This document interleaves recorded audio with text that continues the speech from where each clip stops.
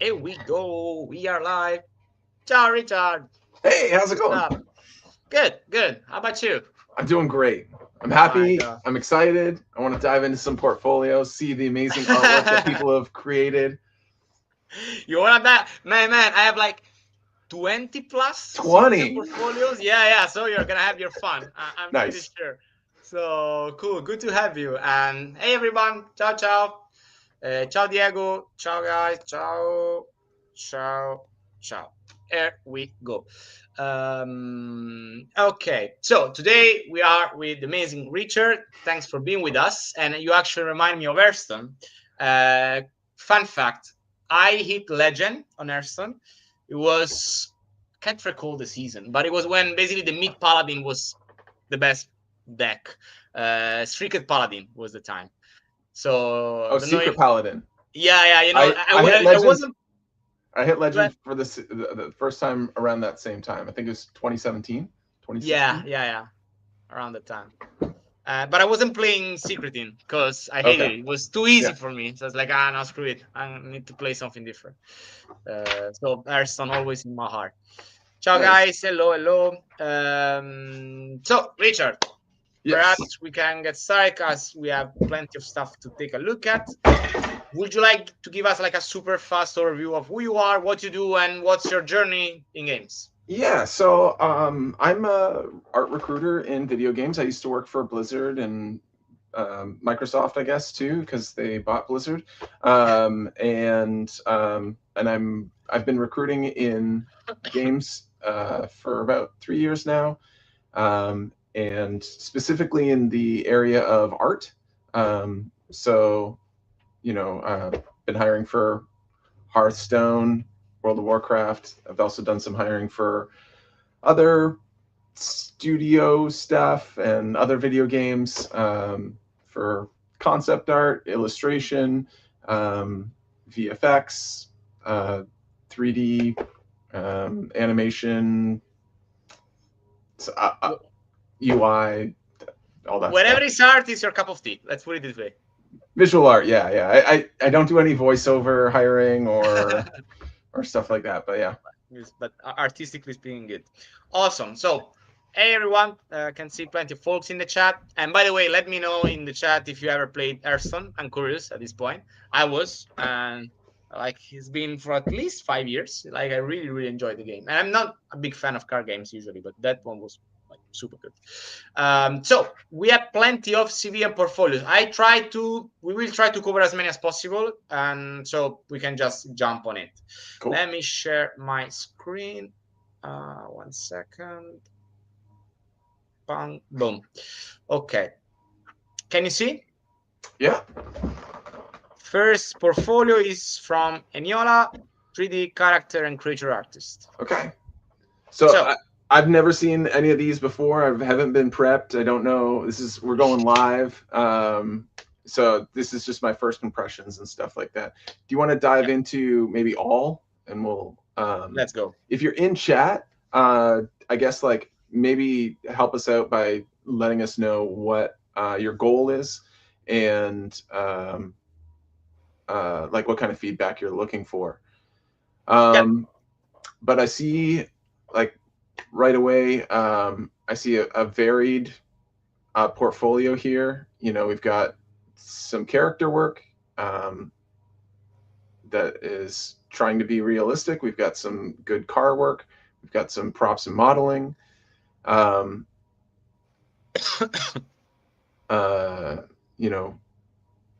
Let's.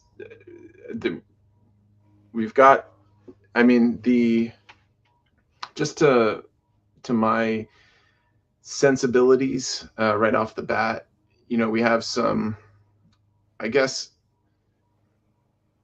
uncanny valley stuff going on with like the anatomy, and the facial proportions. We've got, if you want to pick anything, we can dive into. If you want to open up one specifically, I can open up. Yeah, sure.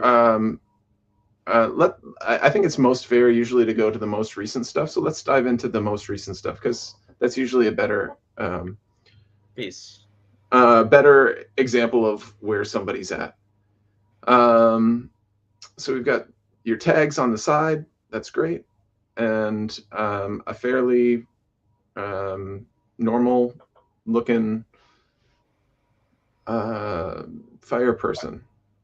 The gate, again, like it's kind of weird because um, we've got some animation going on. We've got um, some rigging, sculpting, character art, uh, props. I guess my first advice would be to focus in on the type of work that you want to do and build a portfolio that incorporates just that kind of work, or maybe that kind of work and a few other things along the outside. Obviously, this advice has to do with what kind of studios you're applying for. If you're applying for at a very small studio, they might want somebody who can do kind of everything. But if you're hiring at a or looking to get hired at a big studio, um, they're going to want you to focus on one thing that you do really, really well. And so I can see like your animation isn't, world class or anything like that. It may be, it's fine. Your character work isn't, the best. But if you focus on one area and get really good at that one particular piece, then you'll probably be more employable because companies are looking for you or to hire you for one specific job and for you to be like the best at that thing. So that's I haven't talked to you, don't know exactly what's going on here, but that's some generalized advice that I would give to somebody with a portfolio like this.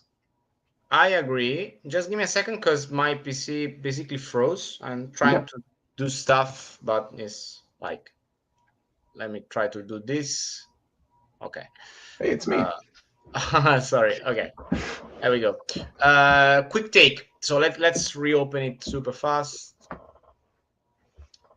Yeah, what I can say is very heterogeneous, which from what I heard and from like many people that I had the pleasure to speak with, especially in these kind of events, usually companies are looking for specificity. Oh my gosh, it's very hard. Specificity. Yes, like just what you said. I agree. Like I need to have the best guy for this job, and it needs to be very specific because the team is quite big, so everyone is taking care of a very specific task or thing to do. So having some like quite specification on something is useful.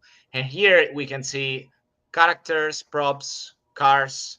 So you're not presenting yourself as an expert in anything in particular, which again can be good for an indie, but might not be good for a more structured studio. So I'm not gonna go into the artistic part, but my piece of advice would be pick a niche that you feel like you're the best at. Try to get better, even better at that, and showcase your skills around that part. So just don't do a little bit of everything. That would be my take.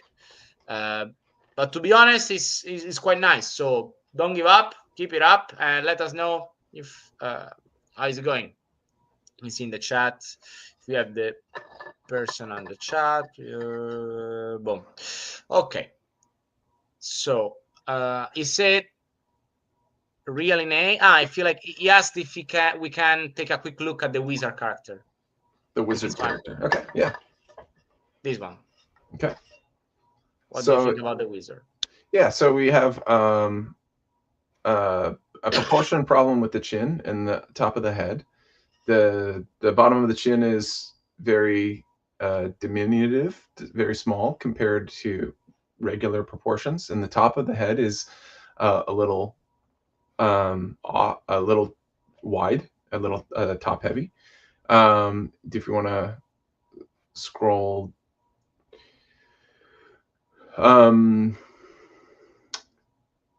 do we see like a mesh? Keep going. Keep going. Keep going. I'm looking for a mesh. Okay, keep That's going. it. It's finished. That's it? Okay. Yeah, it would be great to see a mesh somewhere in your portfolio just to see like what your efficient use of polygons is. If you want to go up to close up of the face, I think the proportions generally are good in terms of anatomy. If you just want to hang out on the face, that would be great. Yeah, we've got just hold on a second. Oh, sorry. Yeah, it was my bad. Okay, so we've got some kind of texturing stuff going on. It feels a little weird. Like there's not really with somebody this age, you'd have like some defined creases. Even I've got some defined like creases, and some of those bumps aren't really like solidified in there, I guess.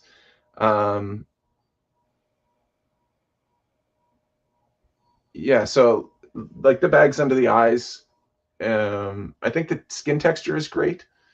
But yeah, to go along with the skin texture, you have some cracks and some other features that tend to show up at around the same time. So that would be cool to see and to add. But yeah, cool work. Yeah. I would like last time I remember we were assigning a rate in terms of hireability. Okay. So realistically speaking, from 1 to 10, how would you give this one? And that's where would be useful to understand. Okay, what can I do better in terms of like a AAA or AA plus studio? Yeah, I think this person is going to have some things to learn before they look at being Like hireable. AAA ready. Yeah. I think that you've got a portfolio that's above college level, but it isn't deep, and it's there's some things that to do. Yeah. Okay. So shall we go on the next one? Yeah, that'd be great. Next one, Catherine, lead artist and Wow. illustrator. All righty. Okay. Looks like great work. Do you want to dive into or wow.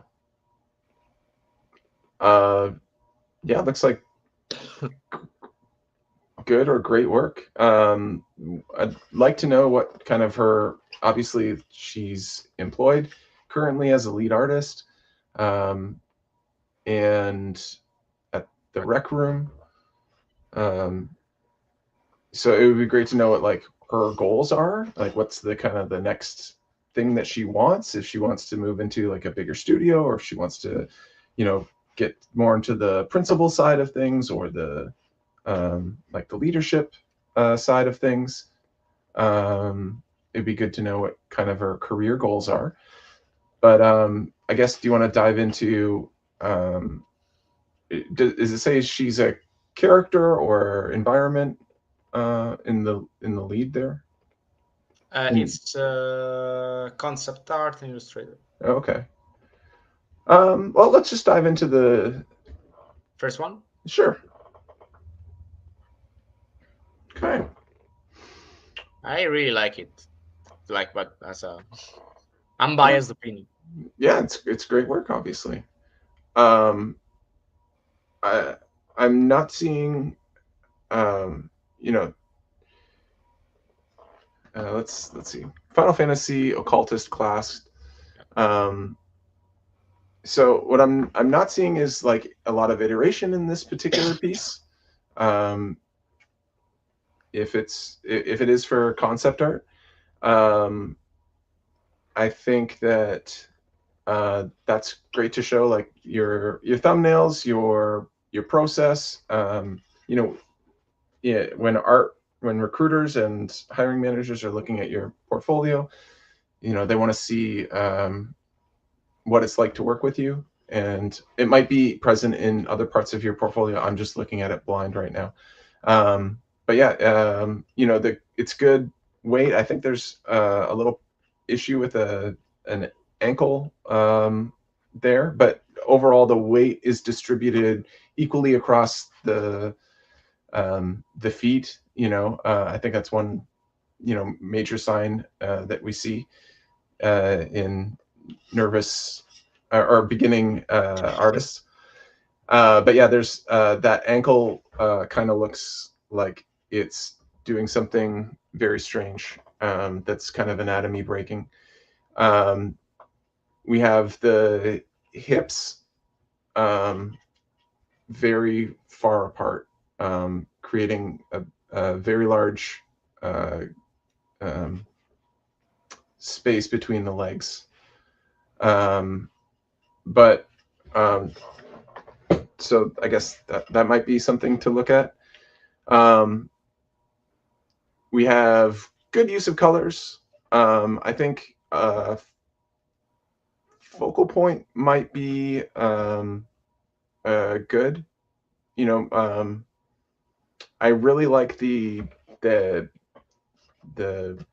the glowy thing that's hanging down, and it would be great to find some more saturated colors, near the face, neck area that brings attention back to the face. I think a lot of times we want to see the focal point being like the hands, the weapons, and of course the main thing, the face. We got good unity of colors. We've got some different um, metals or materials kind of going on, I think. We've got gold and silver. I think that's, and maybe bone and wood. I don't know if that's always the right choice to go with gold and silver in this, or bronze and silver metal, and in the same piece. But yeah, can we scroll down? We've got some different color options. We've got some different choices here. Yeah, we've got some material references, and yeah, again, I'm seeing like another common issues, that space between the hips and anatomy. Oops, sorry. No problem. So if we look at the caged bird, kind of, Yeah. the legs don't. They seem to be coming from the edges of the hips a little bit, as I don't know. It's the stance is a little wide, coming out of the hips, but great work, professional work. I'd be happy to put a portfolio like this in front of the art directors that I work with. Oh wow, that's a big compliment. Yeah, I mean, obviously they're it looks like great professional work. Fabulous. So yeah, like some minor adjustments, but overall super nice. Like, to be honest, it's really, So I really guess it's just like, what are you looking for next is the question, because like you've made it into the industry, you're doing well, you've established yourself at a studio, and I guess like you can tell that. What's next for you? What do you want? I guess like you could focus on the thing that you're passionate about, I guess, maybe, but you've got great work in character work, and you've got great work in environment work. So I don't know.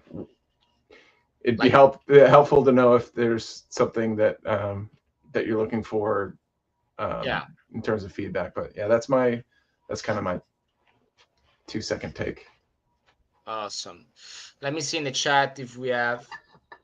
Thank you for the feedback. Those are excellent points about the anatomy. Yeah, Catalyst, really good job. It was super nice. Yeah, awesome. Like, GG. Okay. Now, let's go back to Atlas. I know Anthony basically runs a small like studio, like outsource. They provide outsourcing, art outsourcing services and stuff for studios. So he would like to know a little bit what you think, not just as a professional, but more of a small studio that helps companies with art, basically. Okay. So that's the idea.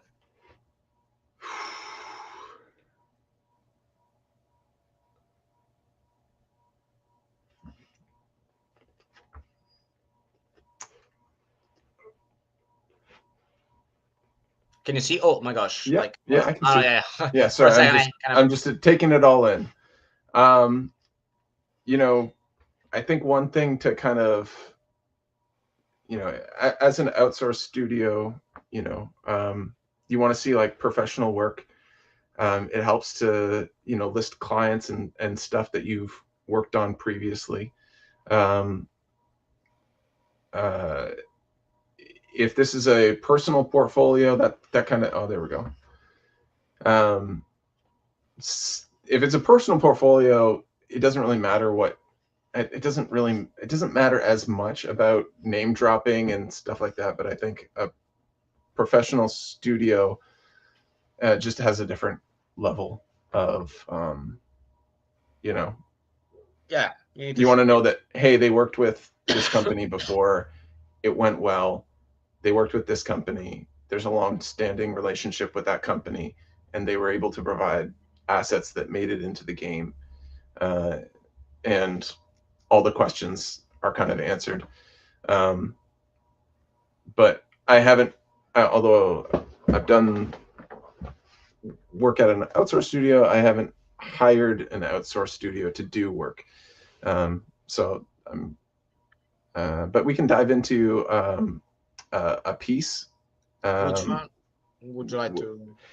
we can dive into the most recent piece. I think that's usually the fairest way to do it. Usually, like, I don't like dunking on people's old pieces because they're typically like, oh yeah, I did that 8 years ago, and that's not really an Yeah. accurate representation of where I'm at now.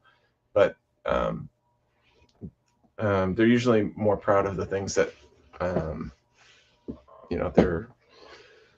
they're doing. Okay. So yeah, we got this. Yeah. Um, so let's go back. Let's go to the first thing, I guess. There we go. And what I like about it is that it's iterating on the same theme. Um, you know, we're seeing, if you're to say, like, as an art director, hey, I want a golem rock monster kind of naturalistic thing. They all are in that vein. Sometimes you'll see issues where you know you'll have like a lineup like this of different pieces, and they're all so very drastically different. It looks like they're coming from different briefs. So I like that the person's managed to stay on point. um, I think that this is it's kind of hard to judge because the rendering is at an in between state that makes me nervous. Um, it's not fully rendered, but it's rendered too nicely to make me think that this is quick iteration, like that this is getting too close to your final problem or your final answer. So, because we have shading on the rocks and the trees, and there's uh, there's not really a unity of light sourcing. We've got light sources coming from very different angles and hitting the things in in ways that aren't natural. We have parts of the rock that seem to be rendered well, and then other parts that aren't. The tree is very flat in the chest and the midsection. We've got a problem with the balance. Yeah, the body is not the weight of the body is not above the legs. It's kind of like leaning back a little bit. We have some color problems here. You've got purple and yellow and brown, which is a fine color combination if you want to do it that way. But the yellow is all over the place, and it's not bringing focus to the areas that you need it to be focused on, like the face and stuff like that, and the bringing help to the silhouette. Here or I mean, here? in the main purple one here, the standout choice or whatever.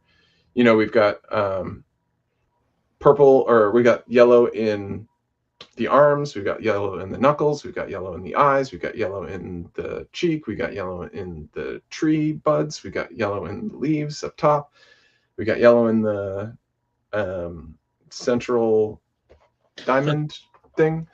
And I think that especially with the, you know, when you look at this, the yellow that stands out first is not the yellow in the eyes, it's the yellow in like the knuckles or in the forehead or the tree, and that's not really where you want to be drawing your first attention to. If I were to be picky on that point.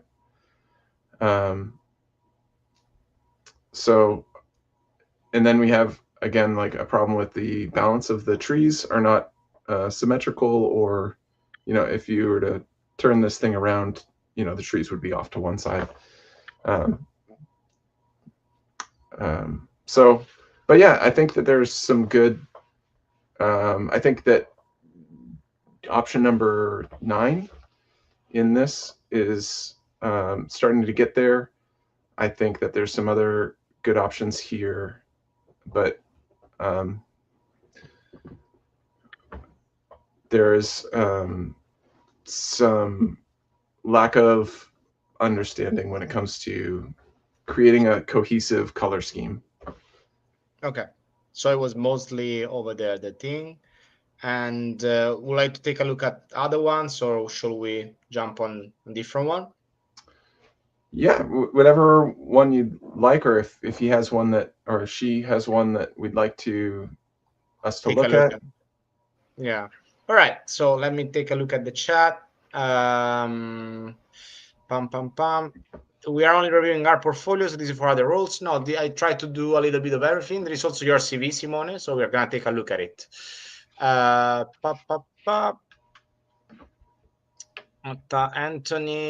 Anthony, cool. He has 2 questions, so we can maybe run through the questions first. What kind of companies would you be suitable for our portfolio first? So in your opinion.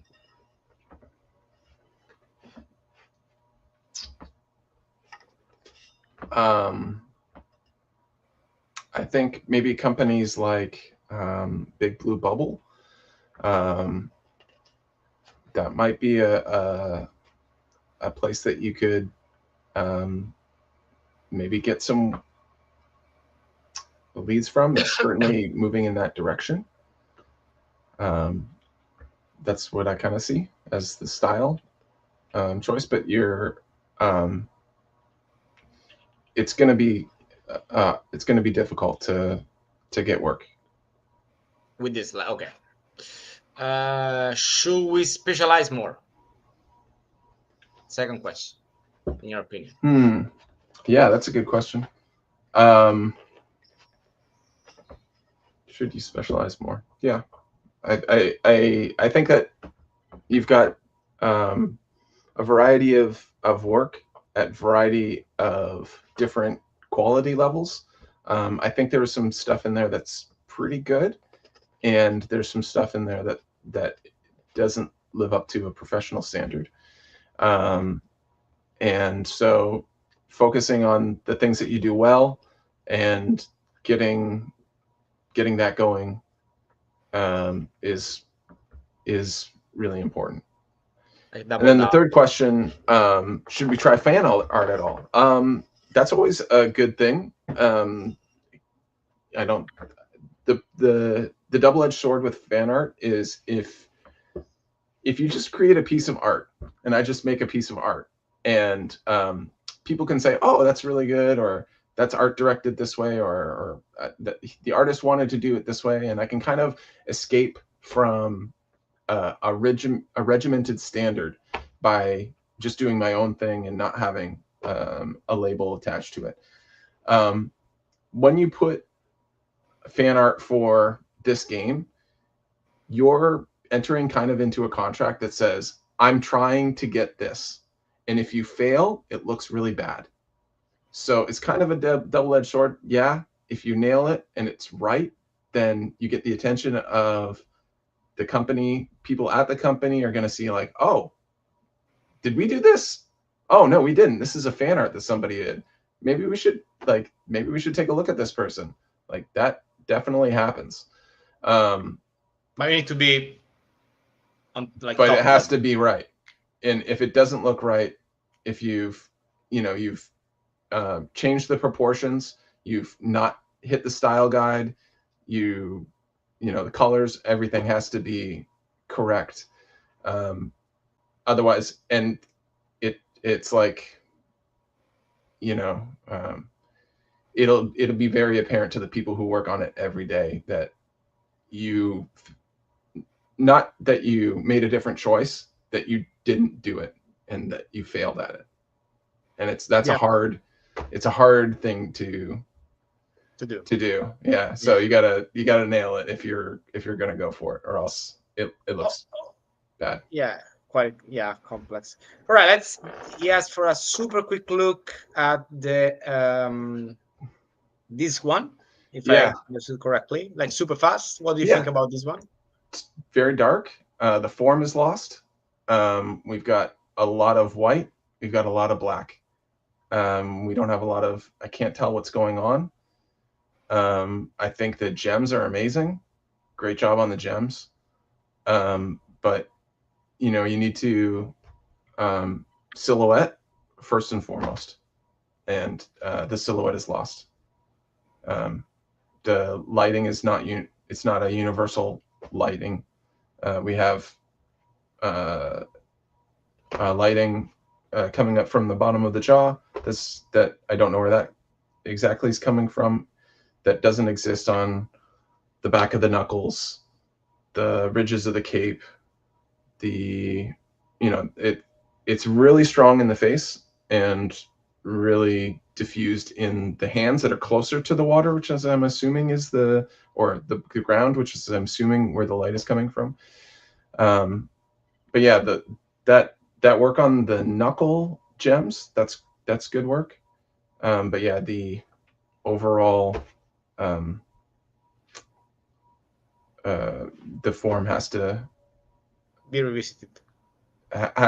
You've got too many darks next to the dark things. So you've got some solutions here in the rim light from the moon, the rim light from coming up from the bottom of the ground. You've got, internal lights coming from the gems and stuff like that. But they're not breaking apart the silhouette. And especially in the arm next to the birds, it's a lot of black and it's hard to tell what's going on. Solid one. All right, man, plenty of stuff to work on then, I guess. So Anthony, take a look at it, but thanks for sharing. It's quite nice. Thank you very much. Brilliant stuff. Okay, now we moved. Are you fine? Would you like to grab a glass of water? I'm good. You're good, because we have plenty more. This time we may switch a little to a more traditional recruiting stuff and go through a couple of CVs, actually, if you're fine with that. So, we talked about portfolios, but now I can maybe add a little because I'm not an art recruiter. I mean, when I was focusing on recruitment, I recruited some for like artists, but it was mostly art directors. So it was mostly regarding like leadership. Yeah. So portfolio is not my stuff that much, but this is more my cup of. Oh, sorry, Felipe, for the numbers. Okay. So, Felipe, work experience. Like, I'm gonna just quick business analyst. Okay. We have something not much gaming related, but we have a one pager CV. So, I can see contacts and stuff on top, which is nice. What can you say about this CV? Imagine you received this one. I mean, of course, not for art related stuff. Just a general. Layout's sensible. The I want to dive into it and start reading it. I don't know, I have never hired a business analyst. So I got the specific points. I guess I really want to lean on someone who understood what the important things that we're looking for on a CV are. But the layout is good. I don't have any problem with that. I think I'm picking up on some redundancy of words like cross functionality, some jargon in there that I don't know. Center of excellence, mapping, AI tools. Which one? Yeah. Yeah, I agree. but yeah, but I guess let's start reading. Led the full RPA development life cycle. I don't know what an RPA is. I'm gonna be really useless in this. um, delivering 50 automation solutions and aligning business goals with Yeah, like technological innovations. That needs to be a space in there, right? yeah, pretty much what I will share here is not mostly focusing on the content, like regarding the technicalities, because of course I never hired a business analyst like Okay. saying like two. What I can share from my hand is I like the way it's formatted because it's super clear. It's Yes. like all the relevant information are present. It's easy to read. It's nice. We got company, position, where, and timeline. Fabulous. We got quite a lot of bullet points per position, which is still nice. So first thing, watch out of the typos. This, like, the space between here. Overall, looks like well formatted, but for example, you are describing what you did, but I'm struggling much to understand the impact, which probably can be because I'm not recruiting this field, so I don't have even like the tools to understand the real impact of your job. But for example, this sentence, Yes. in my opinion, can be improved. Manage Or teams, removed. or either removed, or if you say that, you need to highlight specifically what you mean. For example, you manage teams. How many people? What was the responsibility? What was the delivery that team actually did, or what were the impact? The unit economics. How much money were involved? Time saved. Like, I'm lacking numbers, quantifiable achievements, Yeah. and this is very important. Another thing So that you're also clouding up your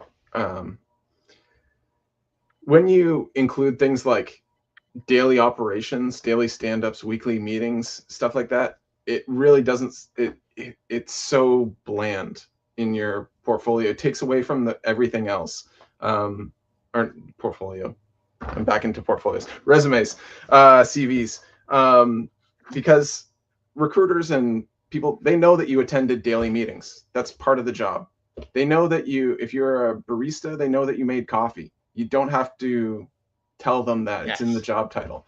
So you want the things that make you stand out. And the more bland things in your resume, the less impact the important things are. Like you're saying, quantifiable metrics, like I improved this much by stuff. There's also another issue with the city country meta RPA analysis is missing some things. But Yeah, I agree. So definitely be more specific, more achievement oriented, and remove some very general thing that doesn't provide much value. But overall, the structure is good, skills and language is good, quite clear, full of keywords, which is important for ATS matching and yada yada. So overall, not bad, but the bullet points needs to be revisited. More value, more value. Like answer the question, why should I hire you? I won't hire you because you stand up meetings. I hire you because the impact of this had a positive financial or economic or wherever impact on that like company. So that's the real reason that you need to highlight. All right, let's do another one maybe, and then we can come back on portfolios. Simone, can you see? yeah, All right. Simone Grossi, game developer. Pam pam. We got experience on top, technical knowledge, soft skills, language, education, and contacts. okay.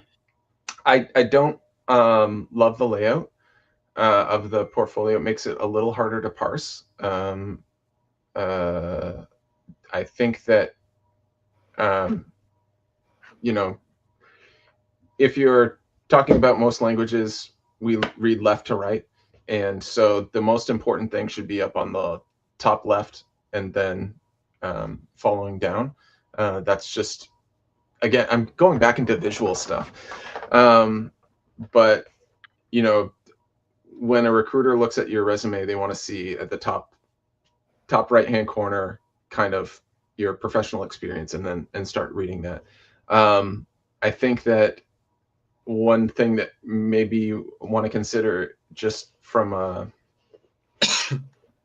one thing that I don't particularly like about this resume, you've used up a lot of space showing a picture of you. Yeah. I don't care what you look like. I don't really want to know what you look like. I as a recruiter, I'm trying to avoid bias um, in my Uh, determination, I and can add so something here, by the yeah, way. Sorry to interrupt. yeah, go This for it. is very common in Europe and even more Okay, in Italy. So I okay, know that in the US, some I don't know if it's still a thing, but it was even illegal. definitely. No, no, not illegal, but you will be basically automatically rejected if you had the picture on your CV sometimes. Like I heard Uh, about. I I don't wouldn't know say if automatically rejected, but it does make. I don't. You go. Maybe this is a cultural thing, but I don't understand what a picture of you has to do with you doing a good job. yeah, I agree. But I can tell you from my experience, I recruit in Italy, and it is a thing. It's like purely cultural. Like many people still has their picture in the CV, and many companies actually prefer CVs. I mean, many. Now it's getting better, but it was used to have to be a must back then. Okay.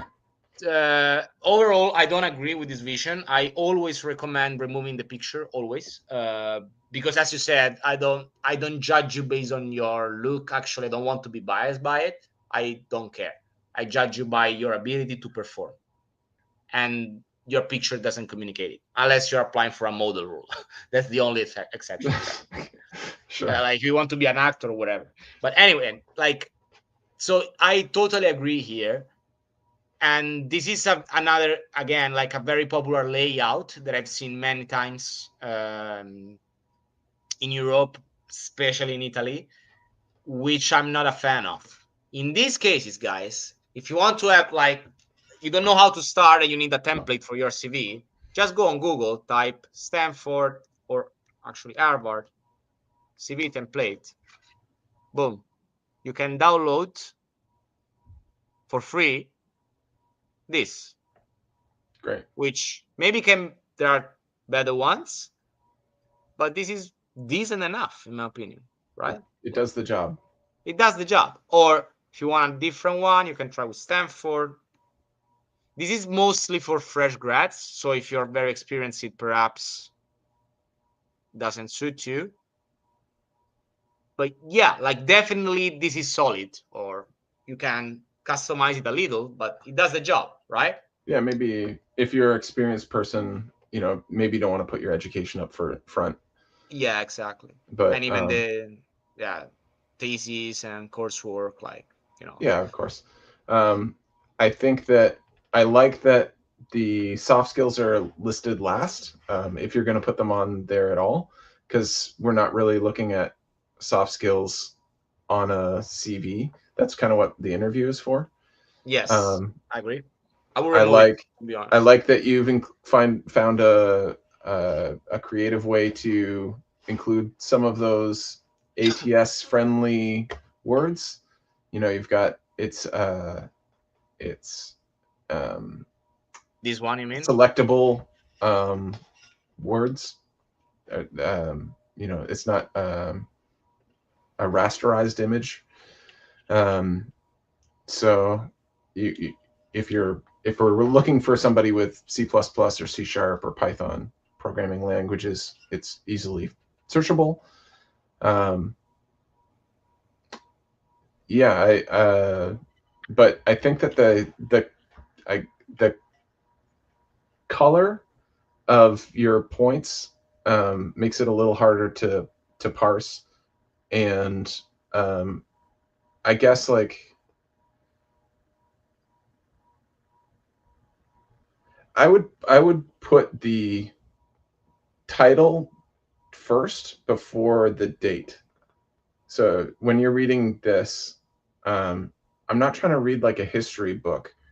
I'm trying to read like, where did you work last, or what's your experience? And so Yeah. put that first. Like if you worked at Ubisoft, put that before the date. It doesn't really matter what year you worked at that. That's not the information that we're looking for. We want to know like the company you worked for and your job title. Not necessarily like specific dates. Then we can go into, some of this other stuff,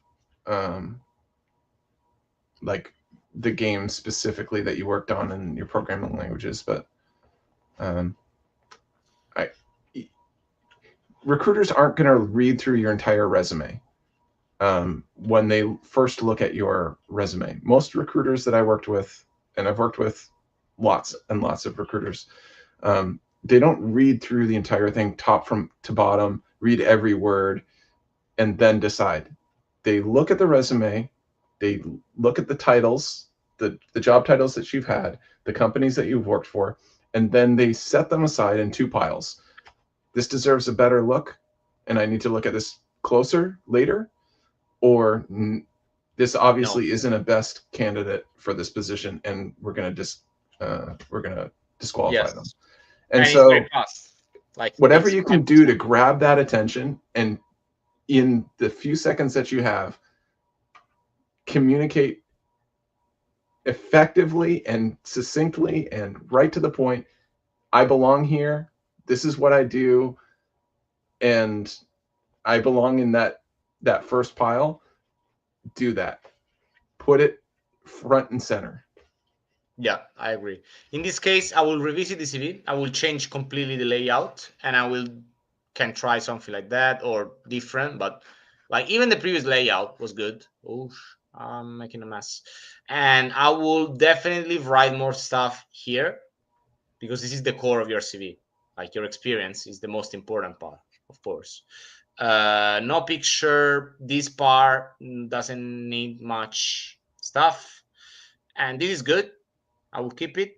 This I will not keep it because again it's for interviews. Soft skills are evaluated over there. This I will remove it because it doesn't bring value. And a quick tip: I know in Italy native we translate it as mother tongue, like madrelingua, mother tongue, but is in English is called native. So if you wanna address your language skill, just call native. And B2, B1, this is a European thing. Maybe yeah, I think like it's in Europe. But don't address your proficiency with B2, B1. Just address yourself as fluent, uh, proficient, or limited proficiency. So don't use the level because not everyone can know actually what does it mean. So I will call yourself like either fluent or proficient in English. So that's how it works. All right, but the portfolio, I like it. It's quite simple, but does the job.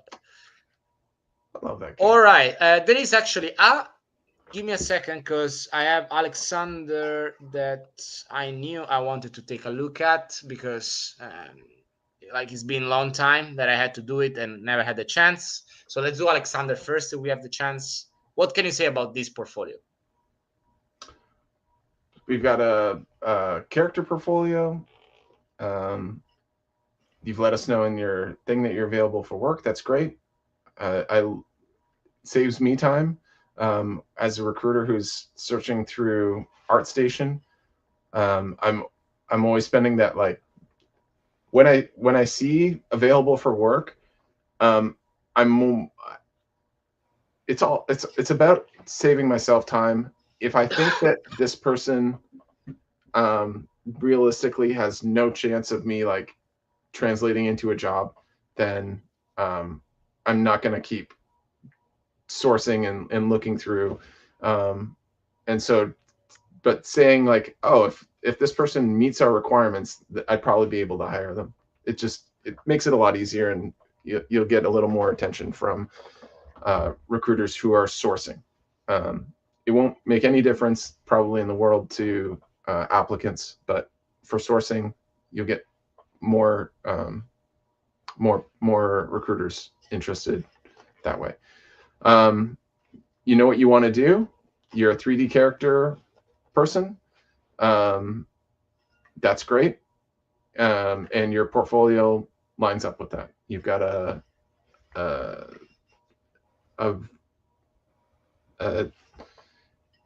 small portfolio.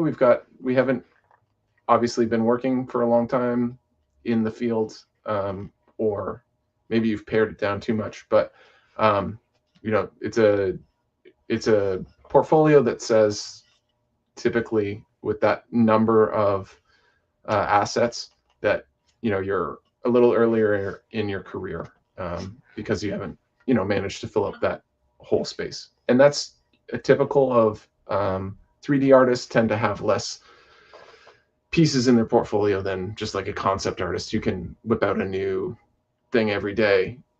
These pieces take a lot longer. I'd like to see, like I mentioned before, I'd like to see a mesh in at least one of your portfolio pieces at the bottom or something. Can you scroll down? Do we have a mesh included? We do not. Kind of. I'd have to really deconstruct that mesh up top. We've got some references, but yeah, I don't know what your efficient use of polygons are here. That scroll up a little bit more. Oh, here we go. There's the mesh. Okay, so this is I don't think this is particularly optimized. We've got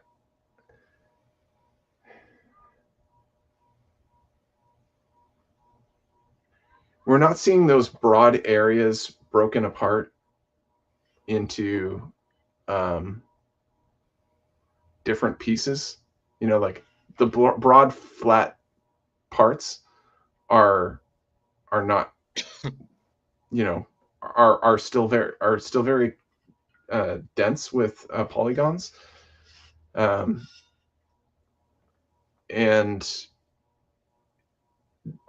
things like that you'd kind of expect, like large muscle groups that are kind of flat, you'd kind of expect those things to be having bigger squares on them. And we have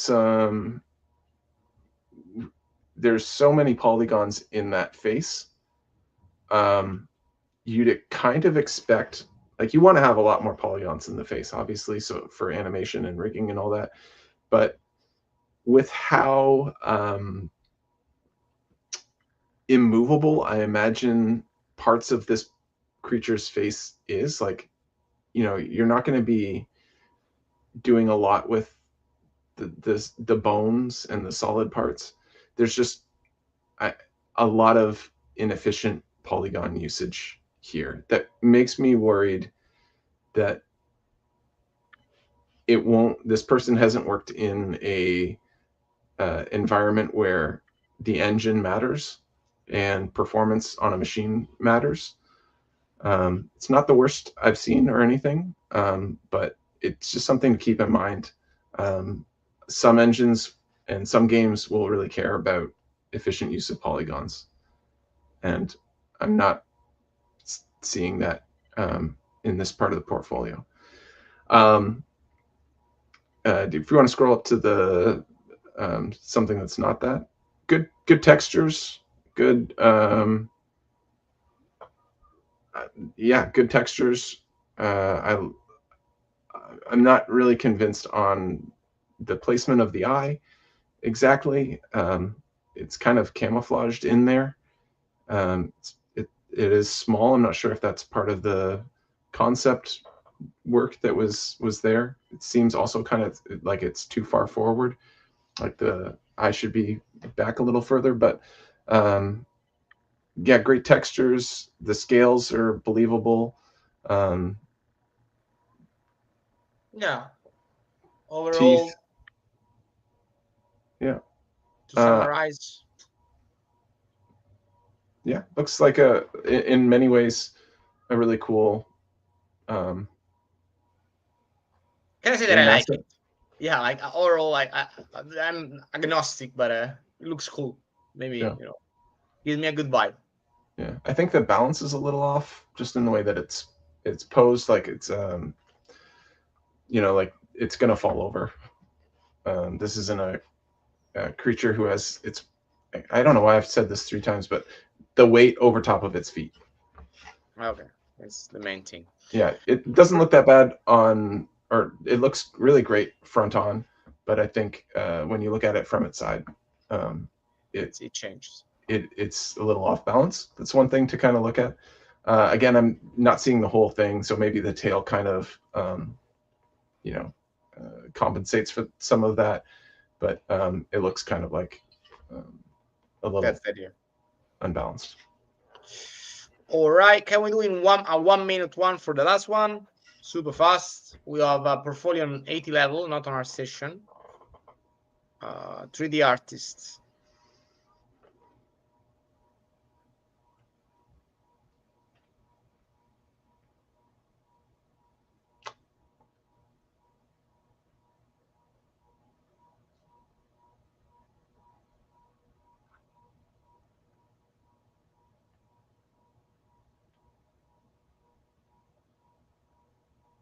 Oh, that's pretty good.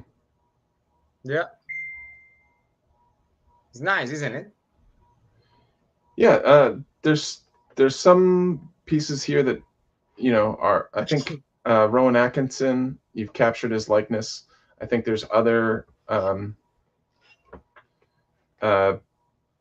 people here that there are inconsistencies with it. A portrait is really hard to do, especially of a famous person, because you have to nail it. Just like I was talking about fan art, you have to nail it perfect. And a little inconsistencies, like with the shape of the head or the distance of the brow or the jawline, the proportion of lips and stuff like that. All those little things have to be perfect, or else, yeah, it looks kind of like that person, but something's not right. So it's a really hard thing to do. I think you did a better job with Rowan Atkinson's portfolio, but yeah, there's it's a hard thing to do. Having a ton of reference photos from all different angles is really helpful, and then comparing them, and then just tweaking it and tweaking it and tweaking it until it's exactly right.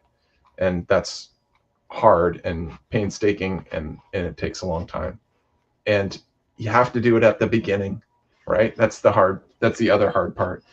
Because if you come in at the end, basically, you've already done all the work, and now you're realizing, oh, that his cheek is not right, his left, or something like that, or the mouth is too small.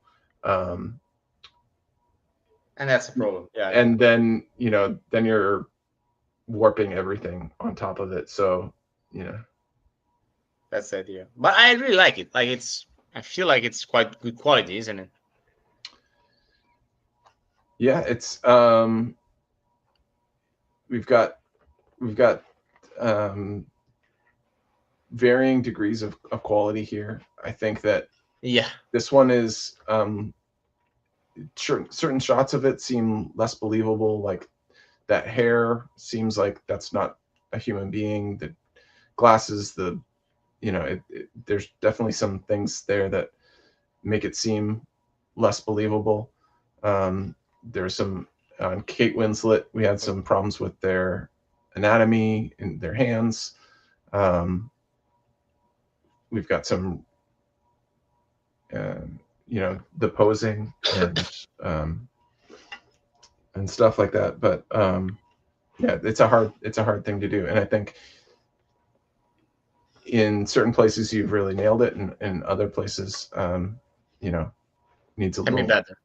Can be improved. Yeah. All right. But overall, well, not bad at all. Alrighty, my man. Thank you a lot. There was some lovely feedback, some roasting, which is always happening. No, not roasting, like in a very. I felt like I was maybe a little too critical. Like honestly, everybody's done a really great job. Their art is fantastic. It's really great. I don't want to be unrealistic about people's expectations. If I tell you, oh yeah, you're gonna get a job, no problem, and then they spend the next 2 years applying and not getting anywhere, that's more cruel than me saying, that's not work on this and this. So I think that there's I see potential in everyone. I really appreciate the art that they've created. It's great work as a whole, and I'm just trying to point out the things that recruiters and art directors and stuff see immediately, and hopefully you can take those things, and people who weren't part of those portfolios could apply those things to their portfolio, and having a better shot. That's the goal, is helping people get the job that they want, and that's the idea. That's it. All right, cool. So Richard, thanks a lot. Thank nice. you. Super technical. Like I was like last time we had Rogelio, which of course as an area manager was very technical. So I was expecting something more chill, but actually it was super deep. So I really enjoyed it, and it was very helpful, even like in a way to I really need to understand what I need to improve, and I know specifically what, and that it was really helpful. So thank you, and hey, you're welcome. Yeah, thank you guys. Thanks for being with us. Just like take it as a thing to make it better for the thing that were discussed, and don't give up and keep it up, because this is amazing work. Like I couldn't even draw a picture of myself like whatsoever in any scenario. So I really admire people that can put some creativity in pieces like that. So GG, my man. Thank you for being with us. Was a pleasure. I hope maybe in the future we can do another session. I'd love to. Super useful. And like depending on where you are in the part of the world right now, it's dinner time, at least in Spain. So I'm gonna call it a day. Have a nice day. All right. Thanks, man. Thank you. Bye. Thanks, everybody. Ciao.